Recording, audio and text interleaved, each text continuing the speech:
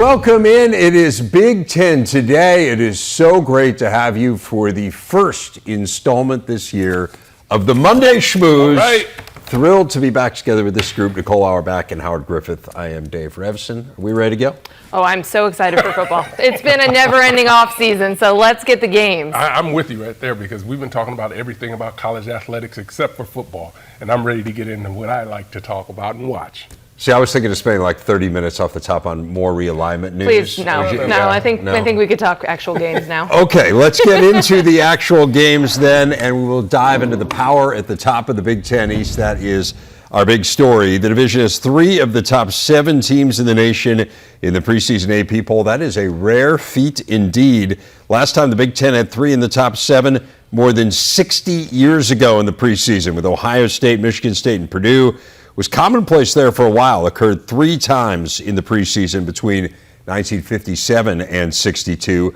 Last year, the Big Ten East became the first division ever to send multiple teams to the college football playoff. We're going to go team by team through the East today, and it is only appropriate to start at the top with the Michigan Wolverines. They have won the division last 2 years, made it to the college football playoff each of those years. Michigan has never won 3 straight outright Big Ten championships. What are you watching this year in their quest to make it 3 in a row?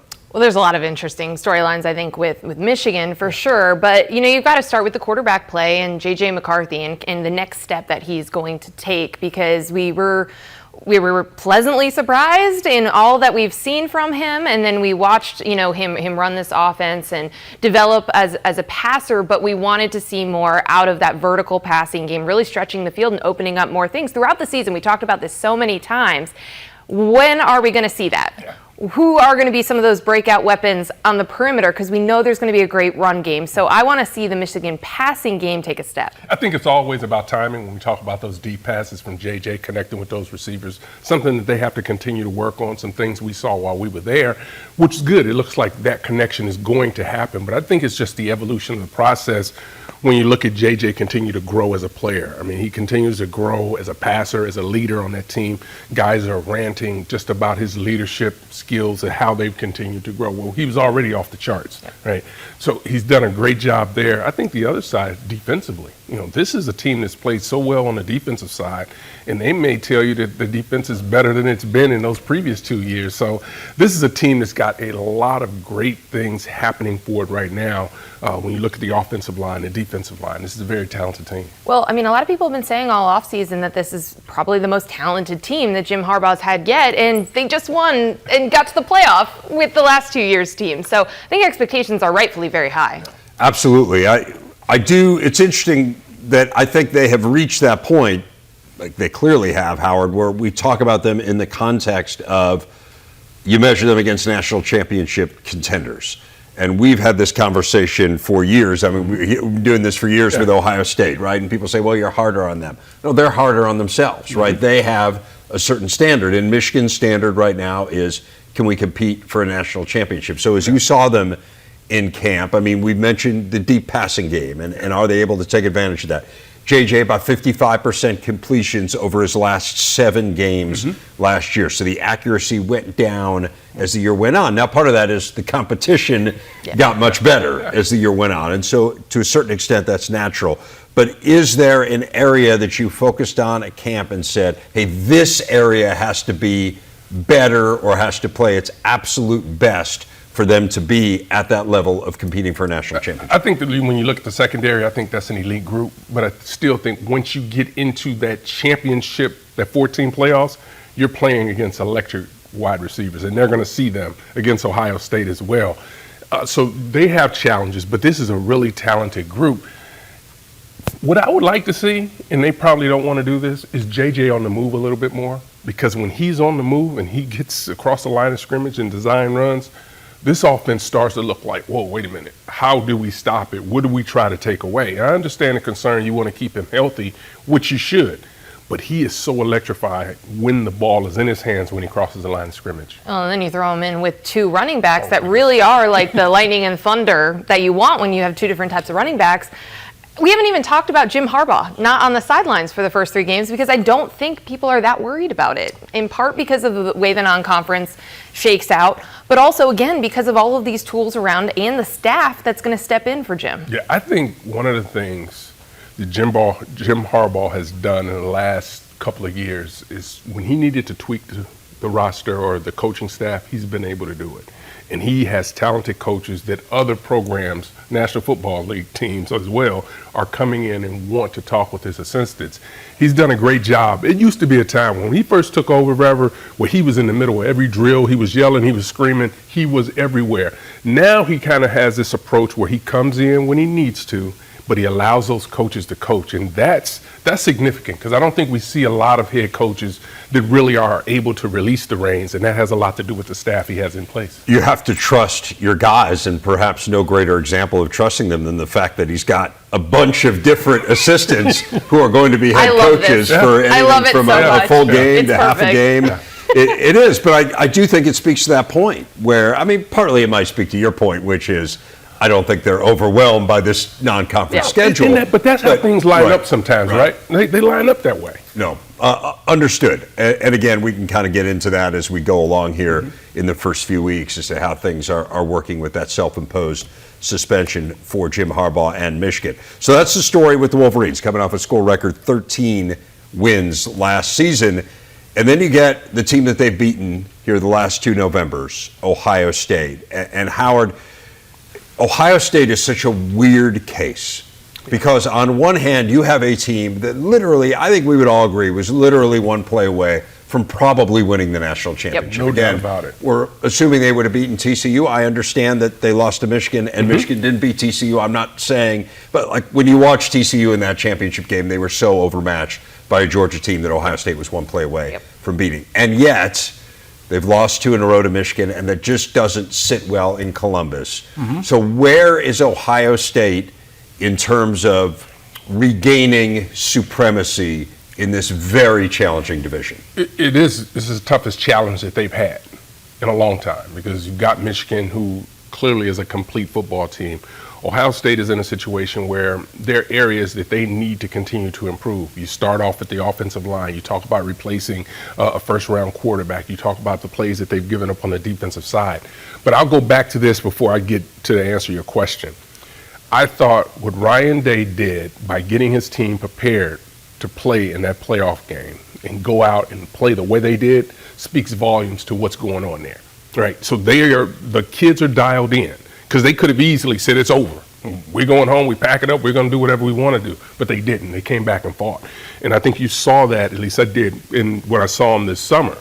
But we still have to see them in the game, right? They still have to beat Michigan. And now you have to add Penn State to that, who I know we'll get to. But they have questions that they need to have addressed. And I think there's more pressure on them internally than externally because they have not lived up to their lofty expectations the last couple of years. Well, and some of it's the way that they've lost to Michigan too, right? And Michigan's been so physical, the line of scrimmage. And that's just not what your identity is if you're Ohio State. You're not going to get pushed around. You're not going to be soft like that. And so I think it's partially about proving that internally and externally that you can win games like that and that you're not going to get pushed around. And Michigan's still going to try to bully teams. Like that is the way that they want to win games. And so you're still going to have to be ready and be up for that particular opponent in that particular way, which is different than the way that Ohio State was beating Michigan or beating Penn State for a period of time. And I know James Franklin has talked about that, the way that these two teams are built differently. Michigan is built really well to win the Big Ten and to beat Ohio State.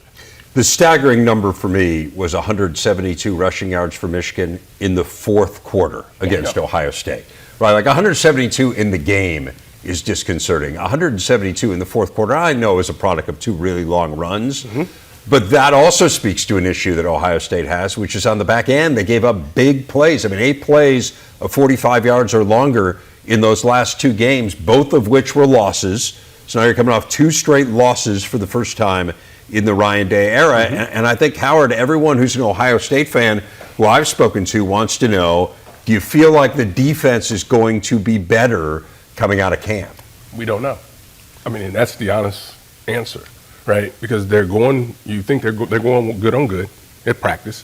Their defense steps up and makes plays. They're going to have help on the corner with the transfer corner that they have in there. They got players there. There's never been a question about whether or not they have players.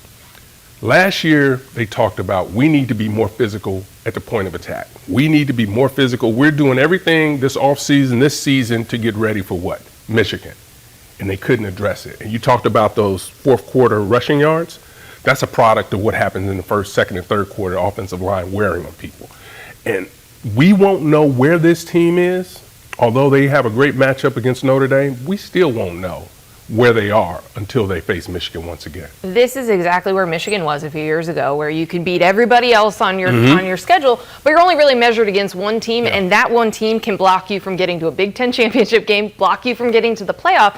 So you really don't know what you've got until the end of November, and you're trying to peak at the right time, you're trying to get to where you need to be, but you just don't know. And it's also an interesting season where I do think we'll learn a little bit more about the quarterback early in the season, and especially in that Notre Dame game with what we saw from them.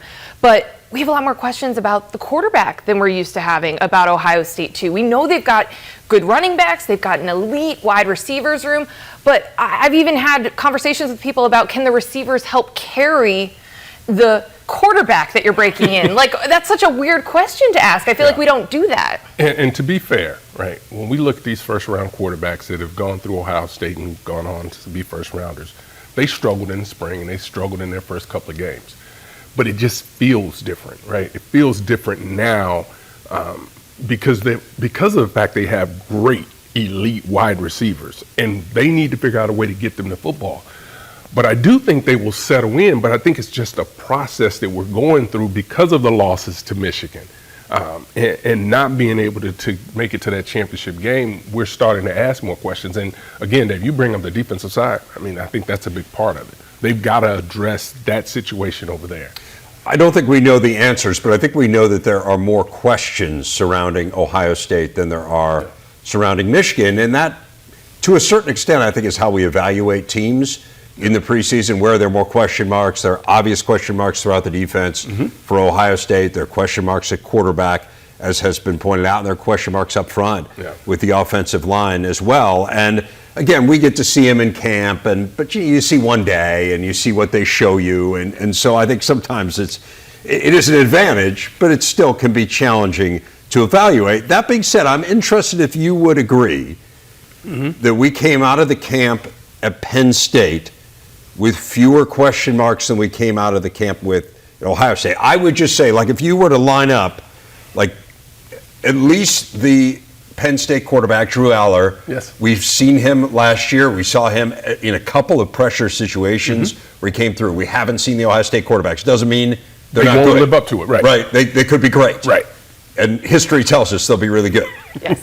We've seen Penn State's defense, and it was elite, and it caused a ton of havoc last year, and it didn't give up the kind of big plays as a general rule. Second year in this system now. And yes, exactly. Okay, so if you're looking, and then the offensive line, the other question mark, and Penn State has finally gotten to a point where they're really good there. So I think if you measure them up against what we saw one day each place, I think you can make the argument that Penn State has far fewer question marks. And that's why, if you ask me to rank them, I would put Penn State and Michigan ahead of where Ohio State is, because there are fewer questions. But when you see this team, Penn State, they're playing a brand of football right now, particularly on the defensive side, where if you want to play smash mouth ball, they can do that. If you want to spread us out, they can do that well.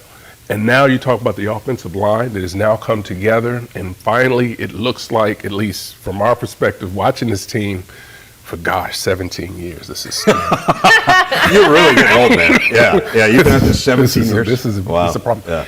But it's the best we've seen them. And that says a lot. And now you start to look, because it was never a question of whether or not they had athletes at the quarterback position, wide receivers, running backs. They were having those guys. But the ability to have their freshmen contribute the way they have in the last year is really a difference maker for this program. Yeah, I think you make a great point about just like the level of athleticism on the offense and the defense, because we've seen James Franklin recruit dudes. Yeah. But now you're seeing them all over the field, and they're all becoming impact players. I think we were all so excited about what we saw at Penn State last year, and then to end the season the way they did, because there were so many true freshmen that were all over the place. But to your point and your point, The offensive line's been a question for a long time. So is the run game. Yeah. And if we feel like they've addressed those, I mean, the next step is just beating Michigan or Ohio State or both of them, right? Like the pieces, the questions, everything's been answered on paper. And we saw promising steps taken last year, except for losing to those teams. And it comes down to you have to win those games. And this is exactly what we said about Michigan for years, right? Yep. You were just saying this a little while ago. Well, they just had to beat Ohio State, and you couldn't get there until you did it. And you could talk about it all you wanted. And James Franklin's done some amazing things at Penn State. But again, 4-14 against Michigan and Ohio State. You've got to win those games, and they've got an opportunity in October, and they've got an opportunity in November, and you kind of feel like if they don't get one of those right this year, you don't necessarily get to beat both of them, right? Maybe we end up in a situation, I know Jerry's been talking about it, where he thinks that they all split the 3 games with one another, and that would certainly make things interesting in the race. But at Ohio State in October, home against Michigan in November, you got to figure out a way to win one and put yourself in that race. You do. It's exactly the same conversation. You can't do it until it's done, right? Like you can talk about it and prioritize it. I wonder, Howard, which team you think they match up better with? Because one of the most insightful comments I think we got out of anybody last year was James Franklin talking about how he'd been recruiting to build a defensive front to match up against Ohio State. And then Michigan's doing it differently. So now his dudes are a little undersized. So which team, based on where Penn State is right now, do you think is better positioned? I'd probably say when you look at them versus Ohio State because of what they want to do. They've got elite pass rushers on that defense for Penn State. Their corners are next level guys. They're going to be one that has a chance to absolutely be a first rounder this year. So they have guys there that match up when you talk about the elite players that they have at Ohio State. So to me, that's probably the team that they're set up for right now. Michigan's just a different caliber of team because they're just so dominant at the line of scrimmage on both sides of the football. That's where I think everybody would ultimately like to go, right? But it hasn't necessarily just been the flashiest style of offense to play because I think you want to spread them out, throw it around. I think the way Ohio State played the game when Ezekiel Elliott was there was a different style as well. Yeah, they spread you out, but you knew they were coming downhill. And that's something that Ohio State has not been able to produce at this particular point, but now Penn State has been able to do it because they have this offensive line. They've had first round or 5-star tailbacks before. Yeah. Right. But this is the first time we're seeing 5-star tailbacks really contribute at the next level and really be able to control the football game, and that's because the people up front have gotten so much better. You think about how bad the run game was 2 years ago and how dramatically it improved, and again, those things obviously go hand in hand, the offensive line and the running backs. But it does come down to, I think at some point in every season, can you run the ball when you want to run the ball? And we know Michigan can do that. We saw signs that Penn State can do that last year. We're able to do it in some critical moments. Ohio State, before they were hurt, they were able to do it as well. well. Able to do that. Part of it is health, right? Part of it is just stay healthy. How different would things have been for Ohio State maybe against Georgia had they been healthy? At Cade Stover, not left that game. I mean, you point to one guy. Oh yeah. How much things change, and those are the variables that we cannot predict. Our big stat brought to you by Gatorade. After being 7 games under 500 in Mike Loxley's first 2 seasons in College Park, Maryland is 4 games over 500 the last 2. Terps have made major strides on defense, particularly last year, now posting their first back-to-back winning seasons in 8 years. You look at that improvement there, Nicole, and the issue is they're 1-8 against ranked teams in those last 2 years. Now, give them credit. They have beaten up on the unranked teams. They have beaten the teams that you are supposed to beat. The next step for Maryland as a program is how do you beat the teams that you're not necessarily supposed to beat, or at least that people don't think you're supposed to beat based on preseason rankings and prognostications. What do you think? How do they get there? Well, I think that they might do that this year. I think there's a very good chance that they do knock off one of the big 3 that we just talked about for 20 minutes because they have a great quarterback in Talia Tagovailoa. They haven't had that over their history. Maryland's had such bad quarterback health luck. And if Talia is able to stay healthy, they're going to have a chance. And they also have great skill position players around him. better defense. Like, these are the things, this is the way that you build the program to where you want it to be. And we've talked a lot about Mike Locksley and the way he recruits, and part of the reason they hired him and the DMV and all these things. But you have to take time to actually build up the roster and get the right guys out of the portal to be in position to win those games. But I actually think taking care of business against unranked teams is a big step for them. That's also a step that we haven't always seen from Maryland. So I think it's health and the methodical plugging of the holes that they've needed to plug. Yeah, I think we're watching them, particularly at the line of scrimmage, really start to develop the players that they need to be able to go and compete against those ranked opponents, because that's really a difference maker. They've been able to get the guys, if you talked about on the exterior, they've been able to get the big time running backs, quarterbacks. Those guys have been there. Right, but now you have to build the program, and you have to build a program, I believe, from the inside out, and that takes time. We just spent time talking about Penn State and the great job that they've done, but it's taken time to get there at the line of scrimmage. So it's a process that, I think when you talk about an administration, understanding what that process is an important part of it, because they're allowing him to go do what he needs to do. The other thing that's really been key for Mike Locksley here is that when things haven't gone right, if there was not the right fit on the coaching staff, he's been quick to make a change. And those changes have put this team in a much better place than where they've been in previous years. You mentioned the defense.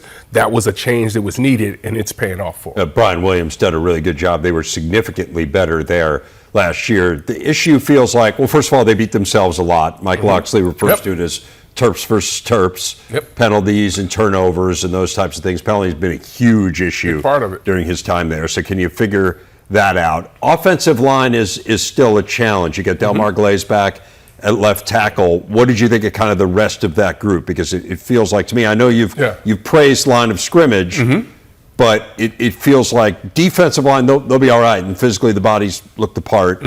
And perform well when we were there. Offensive line, I know they're concerned about. They still have to continue to get better. But that's also about when you call the game, the way that game is called by your coordinators is going to be a big part of what's going to allow that offensive line to be in the best position they can be to be able to have success.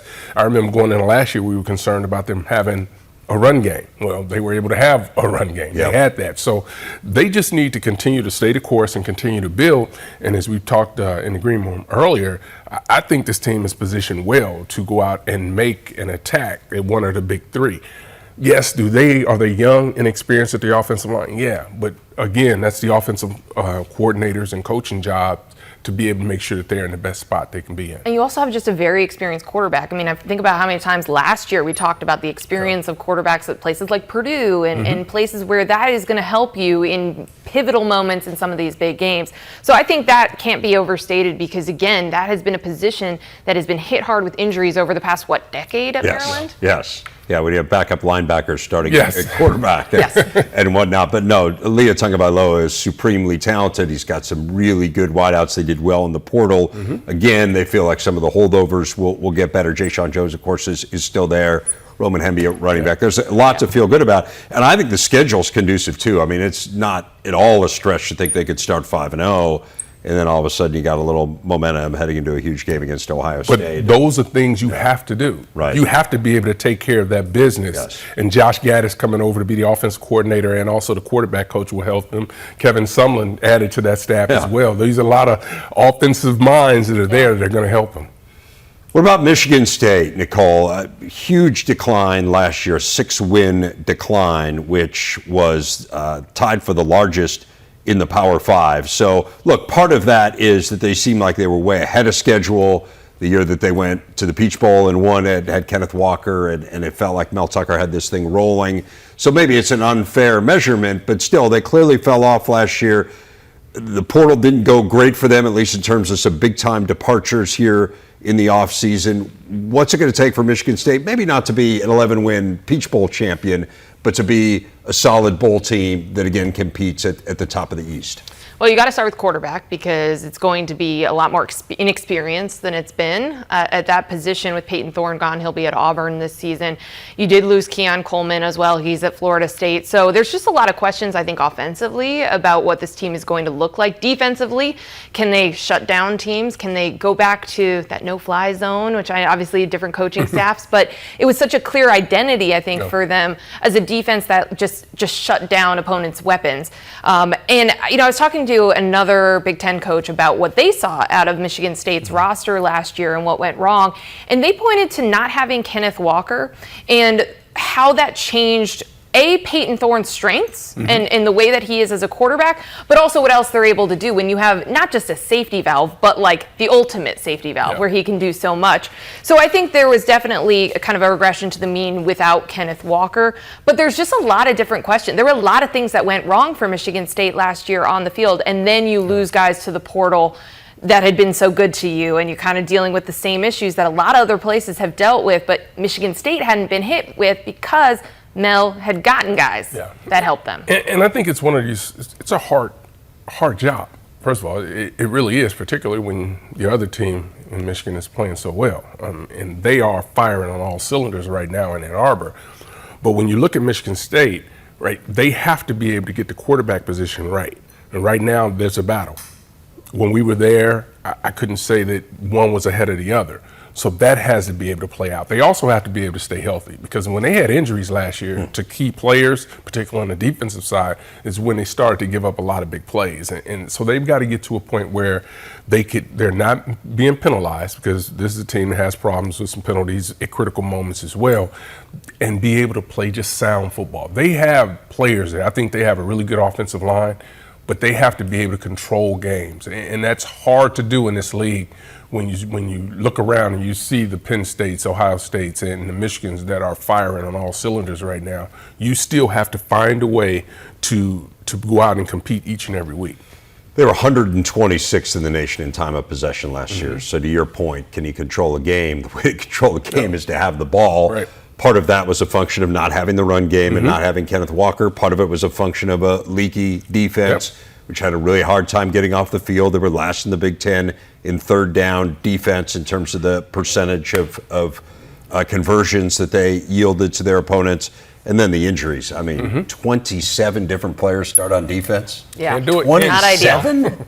Not perfect. No, it's somewhat staggering. It is time to go around the Big Ten, and we start with the 7th-ranked Iowa field hockey team, which knocked off number 1 North Carolina 3-2, a golden goal in overtime. All 3 Iowa goals came from freshmen. First time ever that Iowa beat the Tar Heels in Chapel Hill. 3rd straight season they defeated the top-ranked team in the country. Wisconsin women's volleyball off to a great start, winning both of its games this weekend in the Big Ten, Big 12 Challenge in Minneapolis. The number 2 team in the country beat 15th-ranked Baylor 3-1 on Friday, then swept TCU on Saturday.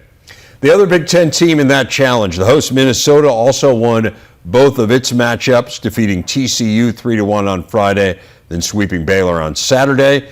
Gophers face number 1 ranked Texas, a huge battle tomorrow night, 8 Eastern, right here on the Big Ten Network.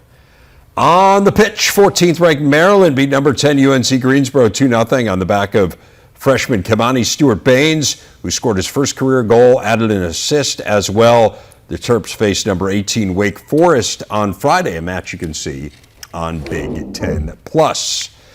Back to our Big Ten East preview, and if Rutgers is going to make some hay, they'll need to do it early. The first 3 opponents for the Scarlet Knights went a combined 7-28 last season, including 1-11 Northwestern, who they opened against on Sunday. Rutgers, remember, started 4-3 last year, but then lost its final 5 games. New OC in Kirk Shiraka there, Howard. So let's start with the Scarlet Knights. Again, the solid start last year, and then things fell off for them, really both sides of the ball. But I think offense is the place where they really need an infusion. The defense is good enough to compete. What did you think when you saw them in terms of how Greg Schiano can get this team maybe back into the bowl picture? Well, I think when you think about bringing in your old offensive coordinator, that's the reason you brought him in, because he's been able to have success when you guys originally got the program together.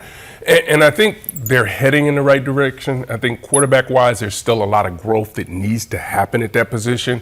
But they've made a concerted effort to say, hey, this is our guy. And we're going to roll with him right now and continue to build his confidence in some of the players that they have around. What we know about this team is they're always going to be physical, and this is going to be a tough football team. They should be able to go out and handle business in those first 3 games. And as they continue to build, This is a team that'll be able to take those next couple of steps, but they're still, to me, in a building process. This is a defense that spent way too much time on the field last year, and that was product of that offense. Yeah, but the defense did show us something, right? And so, that's going to help them be a tough out. I agree with you. That Virginia Tech game is the one I've got circled, because that's going to be the one that determines if they're going to be close to bowl eligibility when all is said and done. And Virginia Tech should be very gettable, because they're also in a rebuild and they've got to take some massive steps themselves. So to me, that's a game that they've got to win. And then I think you've got to beat Maryland. You got to beat somebody there on your schedule, because I do think the ceiling is bowl eligibility. It's just going to take the stars aligning and some really good performances, I think, to get there. Well, we talk about teams trying to make that jump, right? And really, quite frankly, right now it's Michigan and Maryland trying to make that jump to where we know the big three are at this point. Michigan State. Yeah, Michigan State, I'm sorry. Trying to get to where you see Michigan, Ohio State, Penn State. And now you see a team like Rutgers trying to push themselves into that second tier as well and be able to do it consistently. And I think you can make an argument they're either there or just outside of that, but it's about continuing to build that program, and they're still a ways away. If, in fact, as was planned before the latest expansion, we get rid of divisions next year in the Big Ten, there'll be a lot of few places that are happier than Rutgers because of what you outlined. I mean, just what they're up against year in and year out. Every year. I agree with you guys on the Virginia Tech game. I think the Northwestern game is kind of a must-win for them as well. You couldn't ask for better timing to get Northwestern. I mean, just kind of the disarray they're in, and then how do they respond in week one? So both of those games, to me, are litmus tests for them, and let's see where they can go, because it has been a little disconcerting. In the last few years, they've gone from 3 conference wins to 2 conference wins to 1 conference win. You got to start beating some teams in your league, and clearly Northwestern is one that you would think on paper they should be able to get. The lone conference game that Rutgers actually won last year came against the Indiana Hoosiers. And now Tom Allen's team really turning this roster over. There are 23 new players out of the portal, plus all the freshmen that they brought in.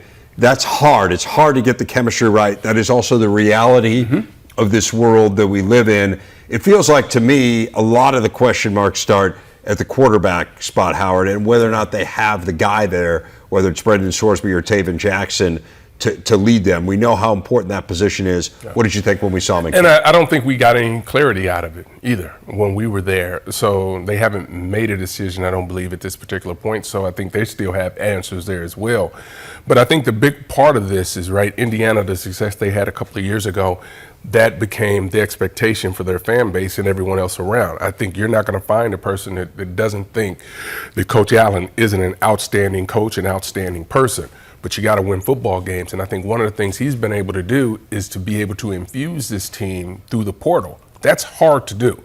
But you've got guys that want to go out and prove that they can play this game.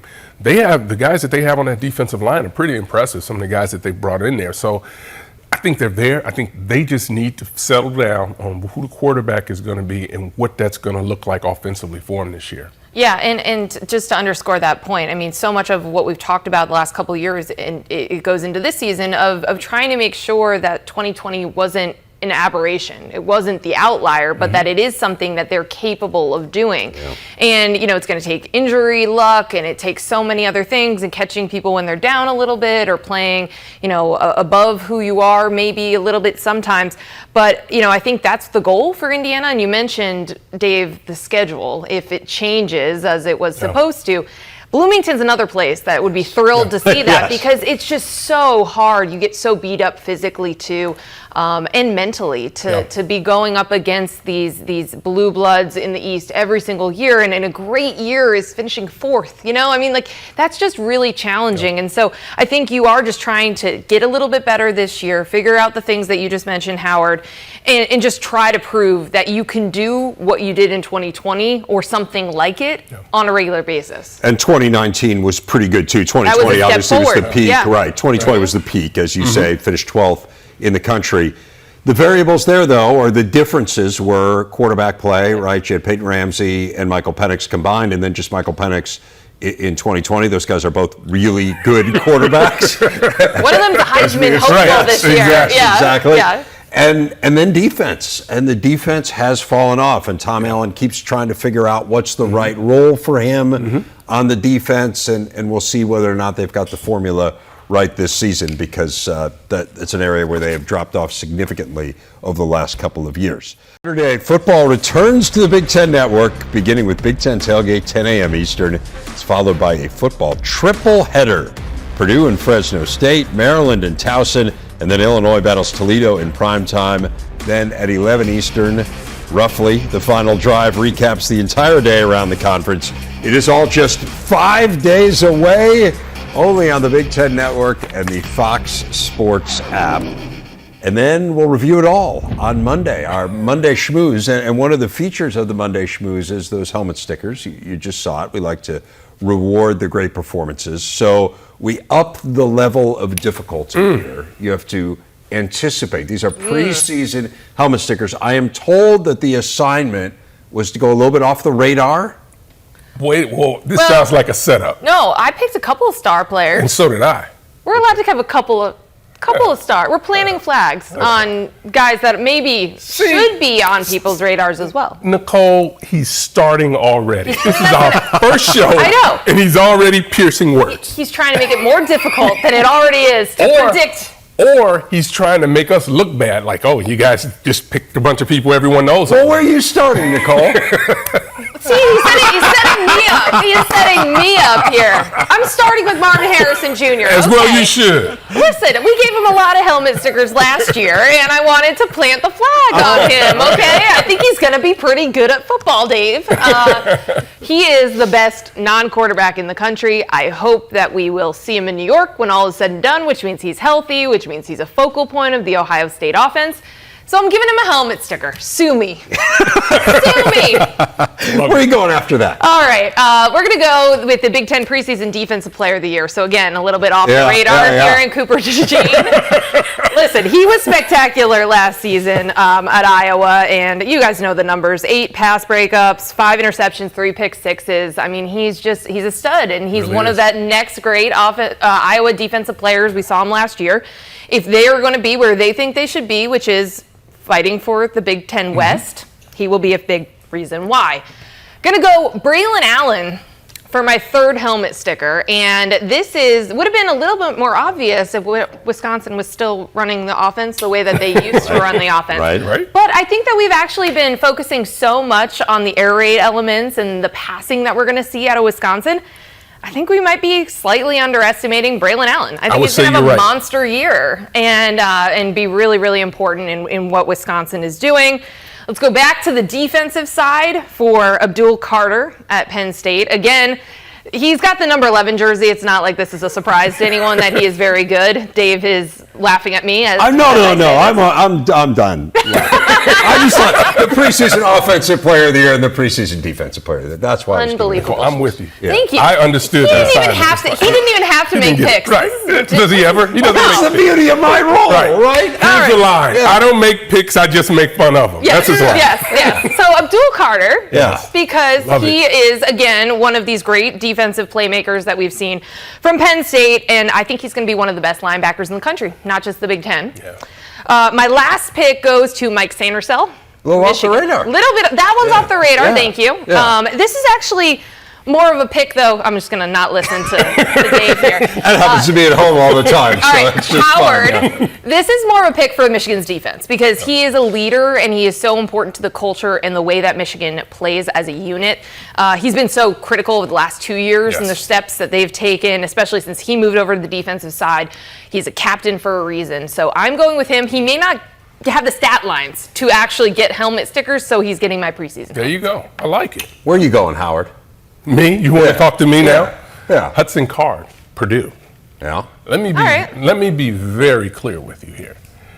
Had I watched him play in the Big Ten situations and games last year, I would be hard-pressed to say that he's not one of the best passers in this conference. But I need to wait and see. But what I saw in the spring and what I saw this summer, his talent, his ball placement, it just comes out with a flick of the wrist. He is poised, I think, if the offensive line can hold up, to really have a huge year. And I think he's a talented player that really can make things happen. Kaliak Mantis, to me, Minnesota is another one of those players. He probably, if he wasn't playing behind Tanner Morgan, with all respect to Tanner Morgan, he probably would have been the starting quarterback because he's that good. He can run the football. The team really believes in him. And his ability to extend plays is something that, I really enjoy watching it, and I expect for him to have a big year. Just real quick, these are just quarterbacks. Yeah, just quarterbacks. It's so easy to pick quarterbacks. Picking quarterbacks. Okay, so how about this? But I'm on your side. How about this? Just want to point out. Donovan Edwards. Okay. This is my guy. Yeah. And listen, I understand the situation he's in, but when he is healthy, you are hard-pressed to find a guy that can't catch the ball out of the backfield better than him, that can make guys miss. Blake Corum is unbelievable. But Edwards, when he gets the ball in his hand, particularly in the passing game, it's lights out. So I really expect him, I need him to stay healthy, first of all. And I think he'll have a huge year. Caleb Brown will go off the radar. Iowa, if they can get their quarterback situations straightened out, this is probably the best playmaker that they've had in many years. We're talking about being able to make plays in the special teams, returns, and catches. They'll be able to move him around, put him in the backfield, put him in the slot. They can play him wherever they want to. I think he'll give them that type of juice on the offensive side. Carnell Tate, wide receiver, Ohio State. In a loaded wide receiver room, this guy is going to show up in big games because they're going to roll that coverage to Harrison a lot, and he's going to have some opportunities on the backside, and they're going to get him the football. And his ability just to run routes, high point the ball, are things you just don't see out of a lot of receivers. You see him out of this wide receiver group at Ohio State because they're just that talented, but he is just so fluid as an athlete that I expect big things out of him this year. All right. The flags have been planted? They have been planted.